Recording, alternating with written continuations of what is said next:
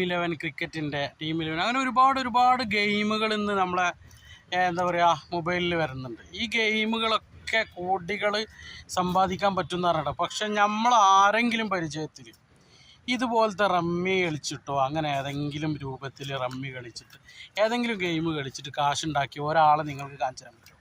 ഒരാളെ കാണിച്ചു തന്നാൽ മതി.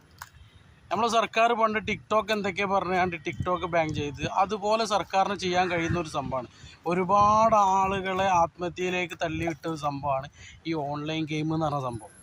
എന്നിട്ടും ഗവൺമെൻറ് അതിനെതിരെ കാര്യമായിട്ട് ശ്രദ്ധിക്കണില്ല എന്ന് തന്നെ പറയാം. ഇപ്പോൾ 12 മണി മുതൽ രാവിലെ 5 മണി വരെ ടൈം ലിമിറ്റും കാര്യങ്ങളൊക്കെ വെച്ചിട്ടുണ്ട്. പക്ഷെ അതുകൊണ്ട് മാത്രം ആയിട്ടില്ല എന്നാണ് മനസ്സിലാവുന്നത്. കാരണം ഒരുപാട് പേര് ഇതിൽ കുടുങ്ങിക്കിടക്കുന്നുണ്ട്. ഒരു ഉപകാരമില്ലാത്ത ഗെയിമാണ്. ഈ ഗെയിം കൊണ്ട് രക്ഷപ്പെട്ട ഒരാളെ പോലും ജീവിതത്തിൽ ഇന്നേ വരെ ലോകത്ത് കാണാൻ കഴിയില്ല. ഇത് കമ്പനികൾക്ക് മാത്രം, ഇതിൽ പരസ്യം ചെയ്യുന്ന ആളുകൾക്ക് മാത്രം ലാഭം ഉണ്ടാക്കുന്ന ഒരു പരിപാടിയാണ്.